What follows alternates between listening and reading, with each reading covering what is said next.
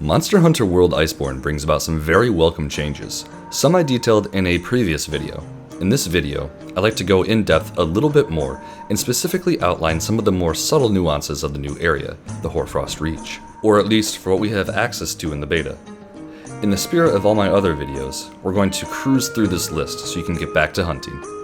But first and foremost, I want to call out this amazing new addition. You can now delete armor and item sets. Thank God.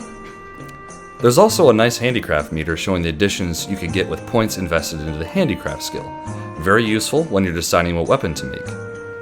The Rocksteady Mantle not only protects you from getting flinched, you can also use it to stay on a monster while you've mounted via the Clutch Claw.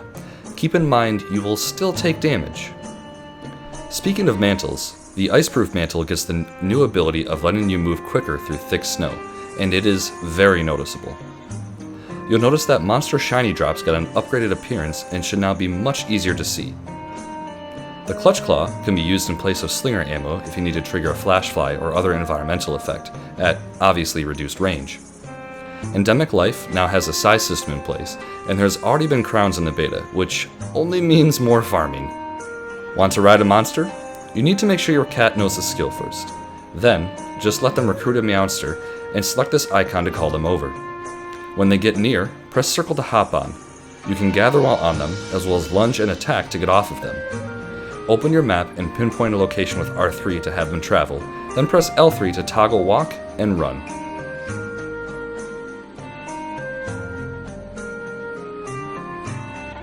Now, let's dive into the Hoarfrost Reach. There are a few environmental effects to take note of here. You can find icicles to drop on monsters in Area 9. In Area 7, beware of the exploding ice structures. They can be used to your advantage, but also will send you flying. In the same area, and potentially others, watch out for extremely frigid water. Standing in it for too long will give you that ice blight that increases your stamina usage. As always, use a nullberry to cure this. There are geysers in Area 11 that will send you flying. These don't do any damage, but could give you a nice chance to mount a monster. Pair this with a glider mantle to take full advantage of them. In Area 4, there's a buildup of snow and rocks. If a monster thrashes about in this area, or if you bomb it, it will start an avalanche that sends you into Area 9.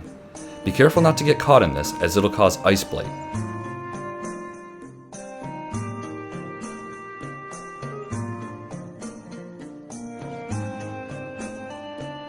There's some new vegetation in the Hoarfrost Reach as well.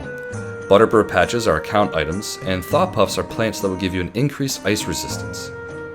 Camp 7 has a fairly obvious shortcut you can take to get to multiple different areas.